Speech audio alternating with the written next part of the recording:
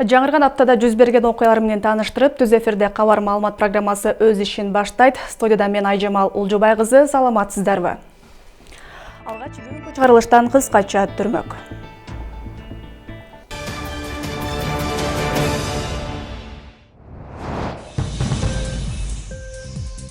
Кыргыз улутун же болбосо кыргыз мамлекеттүүлүгүн түптөгөндөрдүн түп башында Айкөл Манас турат. Кыргыздын наркын булгагандар кимдер?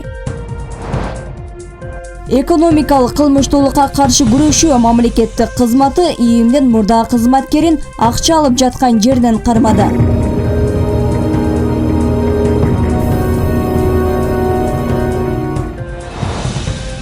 Кореяда иштеген мигранттарды кайра эле мекендешек тузагына илип алдап кеткен. Каражатты кайтаруу аракетин көргөндөр милицияга кайрылышты.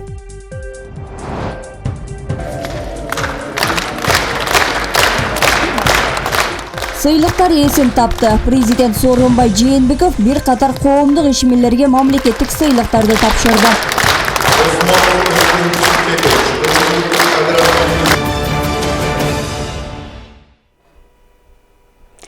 7 канал бардык көрүүчүлөрдүн мүмкүнчүлүгүн эске алган, андыктан бизди ушул учурда социалдык тармактардан Facebook, YouTube каналдарыбыздан түз эфирден көрсөңүздөр болот. Чүй облусунун Ысык Ата районунун Кең Булуң айылына жакын жерде Volkswagen Jetta унаасы менен Toyota Avensis кагышып 2 адам каза тапты. Бул тууралуу Чүй облустук милициясынан билдиришти. Жол кырсыгы Бишкек Нарын Торугарт унаа жолунун 50-чакырымында саат 22:00 чамасында болгон. Буга чейин окуядан бир кишинин көз жумганы айтылган. Милициянын маалыматына караганда кырсыктын кесепетинен Volkswagen Jetta унаасынын айдоочусу жана бир жүргүнчүсү каза тапкан. Дагы 7 киши жаракат алып ооруканага жаткырылган. Учурда жол кырсыгынын себеби такталууда. 86 жаш курагында дүйнө салган айтылуу манасчы, жазуучу жана акын Сапарбек Касмамбетовдун сөөгү 21 январь күнү аларча көрүстөндө жерге берилет. Бул тууралуу президенттин маалымат кызматы билдирди. Эскерте кетсек, манасчы 19 январда көз жумган. Президенттик аппараттын некрологунда Касмамбетов манасчылык, улуу өнөр шыбагасын айтылуу Саякбай Каралаев, Мамбет Чокморов, Шапак Рысмындеевтерден алса, кийинки муун манасчылары Шаабай Азизов, Кааба Атабеков, Уркаш Мамбеталиевтерден канат таш болуп, манасчылык өнөргө ат көтөргүс эмгек сиңиргени белгиленет. Сапарбек Касмамбетовдун устаты айтылуу Шапак манасчы өнөрүн таптап, элге атын чыгарды. Калың журтту аралатып, жаш манасчыны элге таанытты. Ал манасчылык өнөрдү 7 жашынан аркалап, атактуу манасчылардын изи менен жүрүп, алардын өнөр шыбагасын боюна сиңип, устат өнөрүн узанып келди деп айтылат эскерүүдө. Маркумду акыркы сапарга узатуу зыйнаты 21 январда саат 11:00 төрү белгиленди.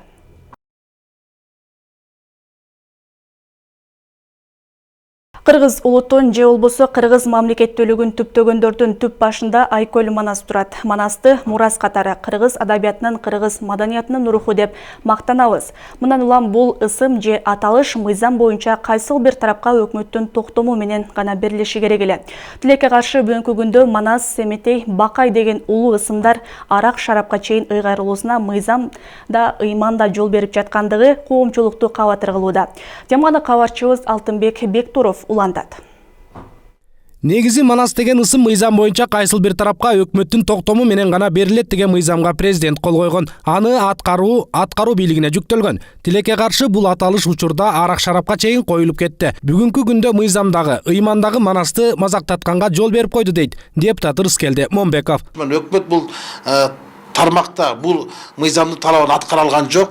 Атыргай жок дегенде бир комиссия түзүп, ушул мыйзамдын аткарылышы боюнча мыйзамды бузуптур деп, ошол жана Кристалл деген арак заводуна силер Манас жөнүндөгү мыйзамды буздуңар.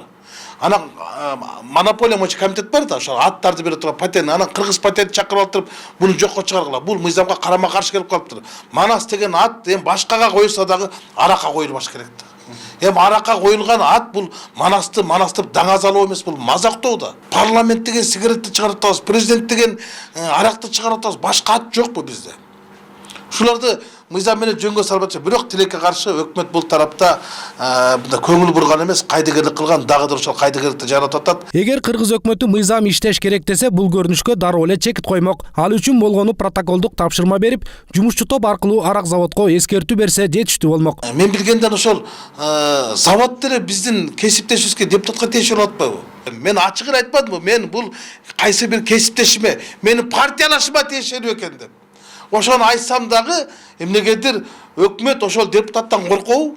Өсөр эл өзүн сыйлайт. Биз өзөгүбүздү, каада салтыбызды, үрп адатыбызды сактай албасак, манасыбызды мазактап, бакайыбызды барктай албасак, анда улут катары жок болобуз дейт манасчы Дөөлөт Сыдыков. Манас академиясын ачып жеминтип койсо эле бул Манаска болгон оң мамиле болгон жок да. Ал антип койгон менен Манас мыйзам иштебей атса, мына Манас арагы деп атат, Аккула деп атат, Бакай арагы деп атат, Барсбек деп атат.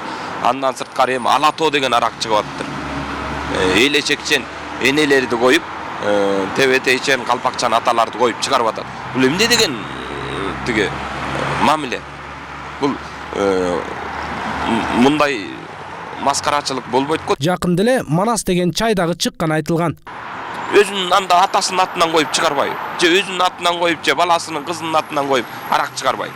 Андай эле чыгаргысы келип атса. Мындай деген болбойт да, мындай деген биз өзөгүбүздү балталап жок кылып атат. Мынчалык бабаларга кыянаттык кылган болбойт. Мунун түбү жаман болот. Мунун түбү апарып мамлекеттин эртеңкисине балта чаап атат. Ошону сыйлабаган үчүн жерибиз да кордолуп атат. Манас атабызды, Бакай атабызды сыйлабаган үчүн элибиз да корголуп атат. Мындайча айтканда биз үчүн чоң бир жомок болгондой, биз үчүн чоң тарыхта турган инсандарды бир эле бул ичимдик эмес, мындай маанисиз жерлерге аттарын жармаштырууга мен толук эле каршымын да. Манас, Семетей биздин улуу адамдарыбыз, эми ал кишилер менен биз сыймыктанып, Манас ата бизди коргоп, колдоп келсе, анан биз аны арактардын, ичимдиктердин атына койгонубуз туура эмес деп ойлойм да. Бул бизге жакшы жагын алып келбейт. Парламентте Манас, Семетей жана Сейте коньягына тыюу салуу буга чейин да сунушталган. Монополияга каршы күрөшүү агенттигинин өкүлдөрү бул жөн гана бренд экенин, улуттук ар намыска эч кандай доо кетирбестигин айтышкан. Манасты биз кыргыздар мыйзам менен коргоонубуздун өзү шылдың. Манасты биздин ата бабалар, Саякбайлар, Сагынбайлар, Балыгостор, Шапактар ыйма менен коргоп келген. Ошолор айтчы, болбойт. Бул Манас деген касиеттүү. Биздин атабыз бунун атын балдарына койбойт. Сен көтөрө албайсың дейт. Манас деген атты көтөрө албаган балдар да бар. Ошон үчүн өздөрүнүн балдарына койбогон атты биздегилер арактарга коюп атпайбы? Бул мазактуу, бул даңазалоо эмес. Манас эпосу жөнүндө мыйзам 2011-жылы кабыл алынган. Ал мыйзам Манас эпосунун үчүлтүгүн сактоого, өнүктүрүүгө жана даңазалоого байланышкан маселелерди жөнгө салат. Тилекке каршы айрым атка минерлер менен ишкерлер мыйзамды сыйлабай дагы деле Манасты майдалоо менен алек болушууда. Алтынбек Бекторов, Вадим Жумабаев. 2019 жылдын 29 декабрь күнү Ошто 2 жашар кызын көчөгө таштап кеткен аял кармалды. Маалыматка ылайык кармалган аял милицияга берген алгачкы көрсөтмөсүндө жаңы жыл майрам алдында мас болуп уктап калып, кызын жоготуп койгонун айткан. Бирок кызын издөөгө аракет кылган эмес. 2019 жылдын 29 декабрында тез жардам кызматы Оштогу көп кабаттуу үйлөрдүн алдынан 2 жашар кызды таап, милицияга кабарлаган. Милиция энеге карата териштирүү ишин баштады. Баткен обласынын 1992 жылы туулган РР аттуу жараны болуп чыкты. Ошондой эле адан алгачкы сурак иштерин жүргүзгөндө ал ымыркайда мен Ош шаарындагы Новай көчөсүндө орун алган филармониянын жанында мас абалында уктап калганда балам кетип калыптыр деген сөз айтууда. Экономикалык кылмыштуулукка каршы күрөшүү мамлекеттик кызматы Ички иштер министрликтин мурдагы кызматкерин акча алып жаткан жеринен кармады. Видео Финполдун YouTube каналына жүктөлдү. Кадрлардан эркек киши супермаркеттен кармалганын көрүүгө болот. Ал чөнтөгүнөн 1000 сомдуктарды алып чыккан. Мекемеден билдиришкендей, бул каражат пара катары алынган. Маалыматка ылайык, Финполдун Жалал абаддагы кызматкерлерине эркек киши кайрылган. Ал Ички иштер министрликтин Ош облусу боюнча аймак аралык башкармалынын кызматкеринен кылмыш ишин жандантам деп коркутуп, $1000 талап кылып жатканын билдирген. Аталган факты боюнча соттук өндүрүш башталып, арыз жазган адам талап кылынган акчаны берүүгө камданып жаткан. Бирок ала турчу киши каражатты банктык эсепке которууну талап кылган. 16 январда акча эсепке которулган. Ал эми шектүү 69.750 миң сомду чыгарып жаткан жеринен кармалган. Текшерүү учурунда эч жерде иштебесе, мурда ички иштер министрликтин кызматкери болгону аныкталган. Шектүү Жалал Абад райондук ички иштер башкармалыгынын убактылуу кармоочу жайына киргизилди. Чындык KG сайтынын редактору журналист Турсунбек Бейшембеков 20 январда аскер прокуратурасында сурак бергенин чакырылып, андан ары убактылуу 48 саатка камоочу жайга киргизилди. Турсунбек Бейшембеков аскер прокуратурасына 16 январда 1,5 саат сурак берип чыккан.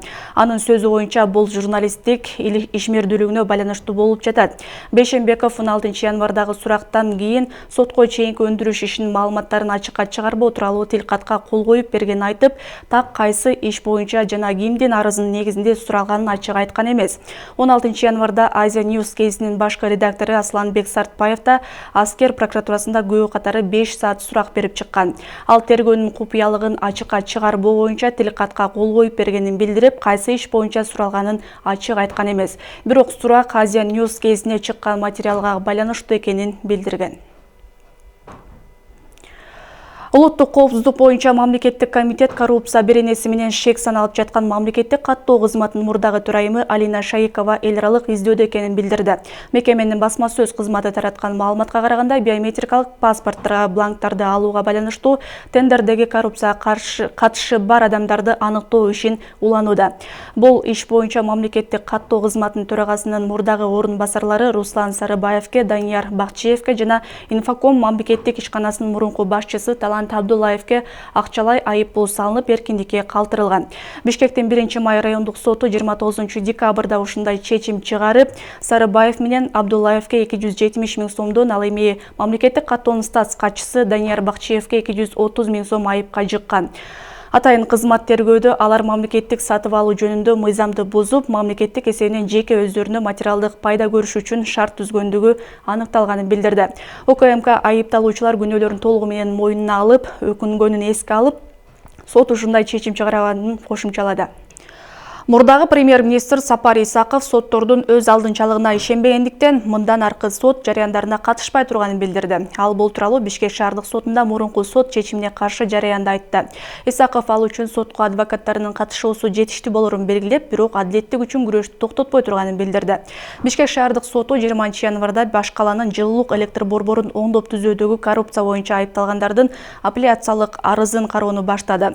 Сотко Ирина Воронцова төрагалык кылууда. 6 декабрда Бишкектин Свердлов райондук соту бул иш боюнча айыпталуучулар мурдагы премьер-министр Сапар Исаковду жана Улуттук энергохолдинг компаниясынын мурдагы төрагасы Айбек Калиевди 15 жылга kesкен. Кореяда иштеген мигранттарды кайра эле мекендеши тузагына илип алдап кеткен. Бир топ суммада каражатын Кыргызстанга которуп берүү убадасы менен алган жаран акчаны ээлерине жеткерген эмес. Жапа чеккен жарандар алдырган акчасын өндүрүп берүү суранычы менен милицияга кайрылган. Мекендештерин алдап кеткен жаран үчүн иликтөө иши башталган. Жыл өткөн сайын миграция агымы күч алып, чет өлкөгө кеткендердин саны азайбай эле көбөйүүдө. Бир катар жердештерибиз чет жакта кыйналып тапкан акчаларын шылуундарга алдырып, оңой оокат издегендердин курмандыгы болуп калышууда. Алардын катарында Азамат Орозматов жана Ишенбек Нааматов аттуу жарандарыбыз да бар. Тапкан акчасын Кыргызстанга которуп берем деген аял акчаны алган соң изин суутуп кеткен. 1900 акча которгом, айлыгымды, иштеп тапкан айлыгымды үйүплөрүмө которгом. Ал акча тилек каршы жетпей калды.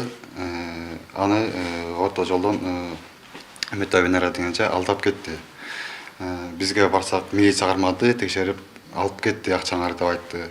Биз кандайча десек, сиз акча которуп эмеспи десек, көрсө бул нелегал болчу экен, нелегалды которчу экен. Ал эже Кореяда көптөн бери жашап иштеген экен. Анын корейский гражданствосы бар экен. Венераны кармалыптыр, Венера Мамбетованы кармалыптыр деп кандан кийин мен дагы ошол 2017-жылы акча которгомдон ошо сайттан таптым эле мунун офисин. Реклама кылчу эле бүт жака офисинин адресин берип, телефон номерлерин берип, акча которобуз, посылка жөнөтөбүз деп. Бир 3 или 4 жыл жөнөттүм. Анан мен жакшы эле таанып калган. акыркы айлыкты ошо $2600 жөнөттүм эле. Жөнөтсөм ошону түшүрбөй калды. Bir ay күттүм. SMS жазам, жооп бербейт, WhatsApp'тан жазам, жооп бербейт. Ал эми жабырлануучулар күнөөлөп жаткан аял Венера Мамбетова мигрант балдардын айткандарын четке кагып, акча албагандыгын билдирүүдө. Салып алган эмесмин. Мен чөнтөмө салып алып эме кылсам бир жөн. Аны Кореяда өкмөт текшерген. Анын баарын кайра заявление жазыш керек. Мен айткан балдарга, давайте заявление жасалып, клиентелдесме. Эч ким келген жок магачы. И надо кайсы эме банктагы эмне экенин мен көрүшүм керек да. Жөн эле напустую слово келип алыш эле мага айтып бергенде тоже я эмете албайм мен.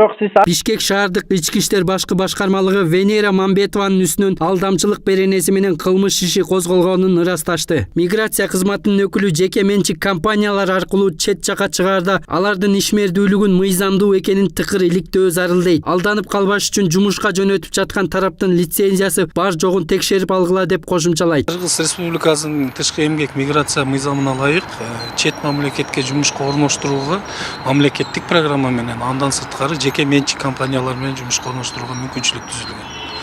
Белгилеп кетсек, жеке менчик компаниялар бүгүнкү күнгө карата 100дөн ашуун булар уруксат алыш керек. Мындайча айтканда лицензияга ээ болуш керек. Эгерде биздин жарандар чет мамлекетке жумушка орношом деген ниетин билдире турган болсо, жеке менчик компанияларга барганда алардын лицензиясын сураш керек. Бул биринчи. Кыргызстандан 1 миллионго жакын адам чет өлкөгө жумуш издеп кеткен. Алардын 800 миңдейи Орусияда, 10 миңден ашык жаран Түштүк Кореяда, Түркияда 30 миңге жакын жана башка өлкөлөрдө миграцияда күн кечирип келишет. Миграциянын агымы күч алгандан тарта алдамчылардын торуна түшкөн кыргызстандыктар да күн сайын өсүп бара жатат. Мал уруулук менен кармалгандарды айыппул менен жазалоого нааразычылык күчөдө. Ош облусунда эле айыппулду төлөйм деп кайрадан мал уурдоого барган кылмышкерлердин саны 18ге жетти. Ал арада Ноокат районундагы жайыттардан мал уурдаган дагы бир кылмыштуу топ кармалды. Кылмышка шектелип жаткан топ бир канча убакыттан бери эт сатуучу дүкөн ачып, уурдалган малдын этин сатып, бизнес жасап келишкен. Ноокат районунда мал уруулукка шектелип дагы бир кылмыштуу топ кармалды. Милиция кызматкерлери 4 ай жүргүзгөн атайын иш чараларынын негизинде 4 шектүү колго түшкөн. Тергөөнүн жүрүшүндө алар 56 баш бодом алды, 30 жылкыны уурдашканы маалым болгон.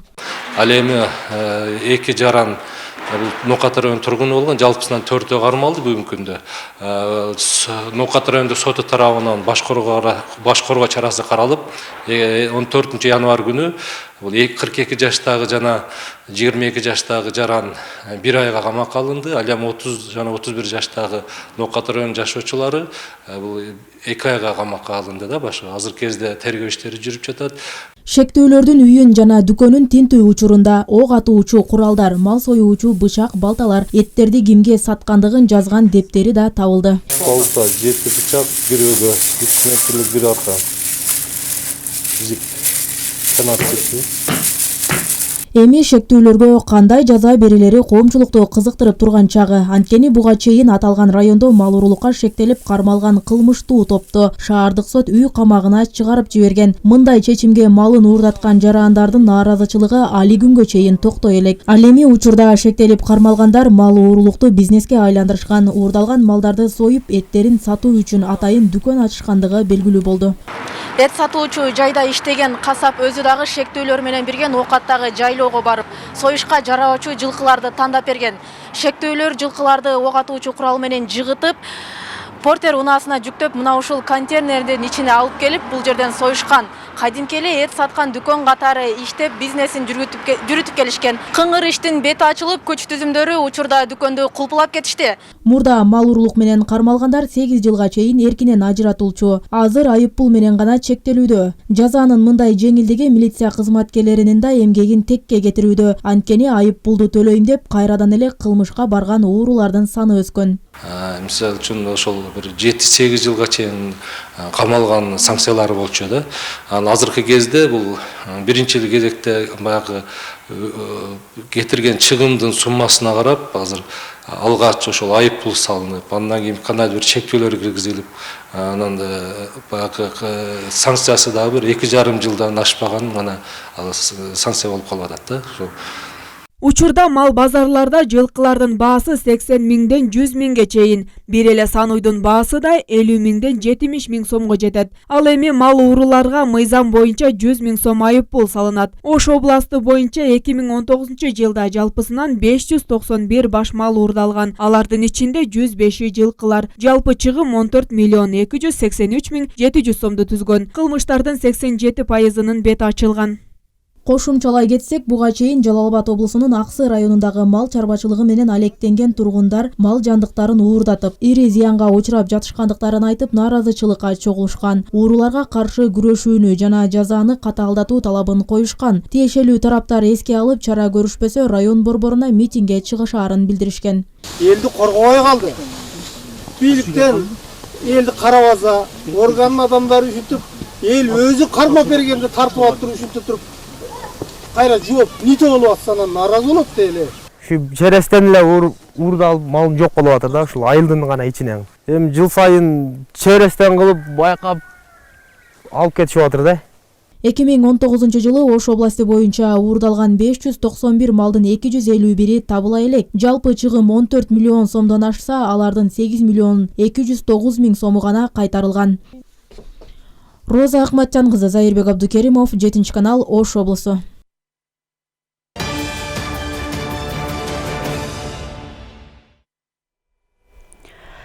20 январда президент Сооронбай Жээнбеков бир катар коомдук ишмерлерге мамлекеттик сыйлыктарды тапшырды. Иш-чара Аларча мамлекеттик резиденциясында болду. Жээнбеков быйыл да аймактарды өнүктүрүү, санариптештирүүнү, соттук, укуктук реформаларды улантуу жана коррупция менен күрөш негизги максат болорун айтты.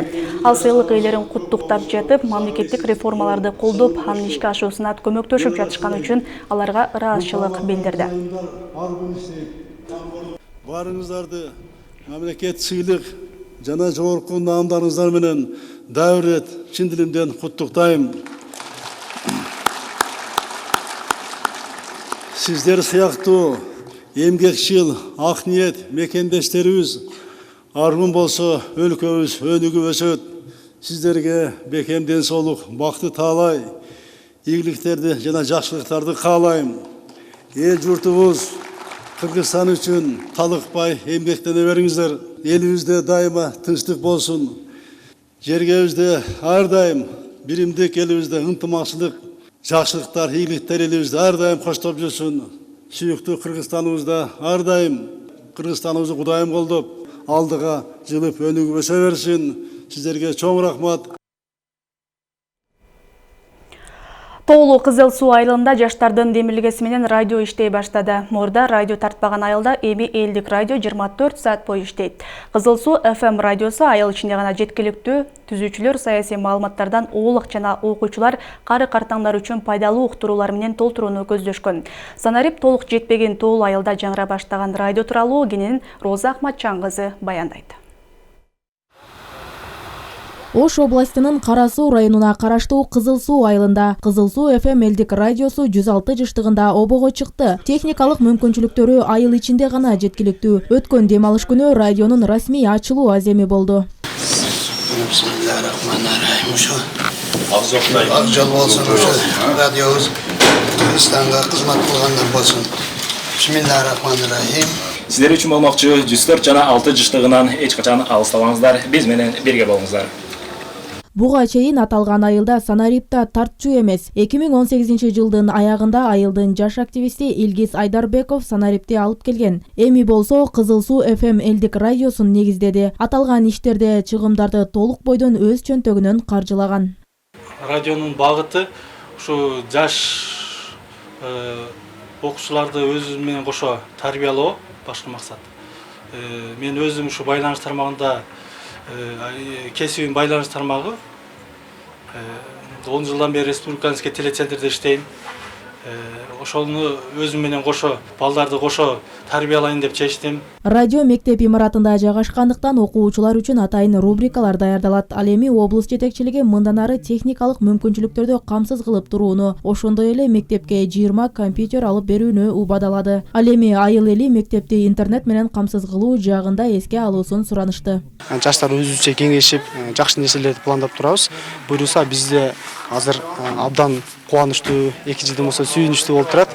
Салымыбызды ар тараптан кошконго аракет кылабыз. Ошол радиодун сайты да ачылып атат. Ошол сайтынан буюрса онлайн ошол Россия жергесинде жана башка чет өлкөдө ошол сайтынан онлайн кетмекчи.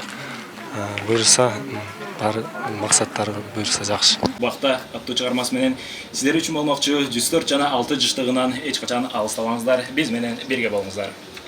Кызыл Суудагы жашоочулар үчүн ошону менен бирге мына ушул Нышанбаев 104 мектебинде ачылгандыгына байланыштуу коллектив үчүн, окуучуларыбыз үчүн өтө кубанычтабыз. Сөзсүз да ушул мындан мурунку ошол кечеги жакында эле мына 4G интернет эме аябай жакшы тартып жакшы иштеп калды. Ага чейин дагы ошол мындай ушундай жакшы иш-чараларды ушул жигиттер жакшы немесин көргөзүп атат. Жакшы айыл үчүн жакшы жардамдарды кылып атышат. Эске сала кетсек, Кызыл Суу айылы область борборунан 60 чакырым алыстыкта жайгашып, тоолуу айылдардын катарына кирет. Аймакта жалпы 6000ге чукул калк жашайт. Роза Акматжан кызы, Зайырбек Абдукеримов, 7-канал, Кара Суу району. Апаз Жайдаковдун атындагы музыкалык драма театрында оңдоп түзөө иши аяктай элек. Узакка созулган оңдоо иши чыгармачылык кызматкерлердин ишин токтоткон. Түзүлгөн программалар ишке ашпай үзгүлтүүгө учурап жатканын айтышат. Ал эми жетекчилик жаз айларында ишке берилерин билдирет. Өрүксар Лоо жайдын маданият үйүнөн кабарчыбыз кеп салат.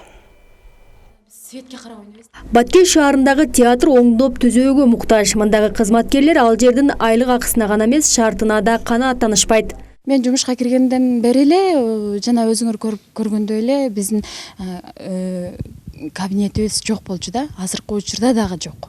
Кийинип чечинүүчү жерде гана олтурабыз. Кышкысын болсо баягы жылыткычтар иштебей ошондой суукта да иштеп жүргөн күндөрүбүз болгон.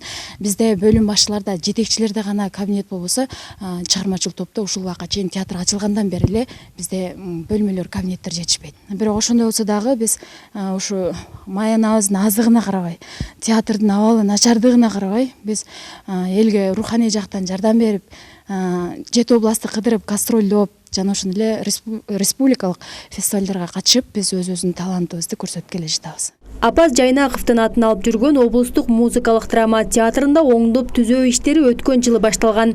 Имараттын чатырынан тартып, эшик терезелерине чейин алмашылган. Бирок ремонт иши узакка созулуп, мындагы артисттердин ишине тоскоолдук жаратып келет. Бишкектеги маданий ишканаларына театрлардын бардыгы ремонт болуп бүткөрүлүп ишке берилген да маданият. Бирок биздин театрдык эми бүтпөй калды. Быйыл бүтөт деп күтүп турабыз, эми бүтсө жакшы болот эле деп. Эми акчасы убагында бөлүнүп, ремонт иштен калган акча бөлүнбөй калып кетти деп ошентиптен бирок азыр чыгып түшкөнгө дагы мындай кичине ыңгайсыз болуп турат, бүтпөгөнүнө байланыштуу. Бирок эми ишти токтотуп кое албайт экенбиз, кирип кабинеттерди иштеткенге туура келип иштеп жатабыз. Театрдагы иштин 40% эми гана аткарылып бүткөн. Муну жетекчилик да ырастайт. Бул жылы да ремонт иши уланып, каражат бөлүп турса, сентябрь айында бүткөрүлөрүн билдиришет. Биз президенттин атына кат менен кайрылган болчубуз. Ушундай биздин театр бүгүнкү күндө профессионал театр болгону менен деңгээли профессионалга жетпейт. Ошоңго бизге театр керек болуп аткат дегенибизден капиталдык ремонттон өткөрүлүп, 2018 жылы тендерден 24 миллионго тендер жарыяланып, аны Ош шаарынан Артур Эрн деген фирма утуп, мына бүгүнкү күндө экинчи этаждын бир 60-70% бүтүп калды. Облустагы жападан жалгыз театр акыркы 15 жылдан кийин кайрадан оңдоп түзөөдөн өткөрүлүүдө. Өткөн жылы 24 миллион сомго тендер жарыяланган. Бүгүнкү күндө жалпы 11 миллион сомдук жумуш аткарылган. Алдыда имараттын ичине жылуулук системасы орнотулуп, спектакль коюла турган зал толугу менен жаңыланат. Миңгүл Көчөрова, Азатбек Курбанбеков, 7-канал, Баткен облусу. Россия президенти Владимир Путин улуу атамекендик согуштун катышуучуларына жеңиштин 75 жылдыгына карата 75 000 рубльден бериле тургандыгын айтты. Бул туурасында РИА Новости жазды. Адатта улуу жеңиштин урматына карата согуштун катышуучуларына 10 000, ал эми тылда эмгектенгендерге 5 000 рубльден бериле турган. Путин Петербург шаарында ардагерлер жана мекенчил жарандардын коомдук уюмунун өкүлдөрү менен жолугушууда быйыл бериле турган каражаттын жогорудагы суммасын атаган. Улуу атамекендик согуштун катышуучуларына 75 000 рубльден, ал эми тылда эмгектенгендерге 50 000 рубльден бөлөбүз деген президент. Россия лидери бул өзүн актай турган кадам болоруна ишеним арткандыгын жана жеңишти өлкө боюнча майрамдоодо ардагерлерге колдоо көрсөткөн иш-чаралардын бири артынан бири өтөөрүн айтты. Быйыл Россия жана постсоветтик өлкөлөр, анын ичинен Кыргызстан улуу ата мекендик согуштун аякташын улуу жеңиштин 75 жылдыгын масштабтуу түрдө белгилейт. Сиздер 7 каналдын кызматкерлери тарабынан дардалган акыркы маалыматтар менен кабардар болдуңуздар. Эгер сиздер өлкөдө болгон мыйзамсыз көрүнүшкө туш болсоңуз же кызыктуу фактылардын күбөсү болсоңуз, биздин элдик репортер берүүбүз менен төмөндөгү номерлерге бөлүшүңүз. Бизди социалдык тармактардан 7 канал деп издеп, катталыңызда акыркы маалыматтар менен кабардар болуңуздар. Түз эфирде мен Айжамал Олжобай кызы болдум. Кечиңиздер көңүлдүү улансын.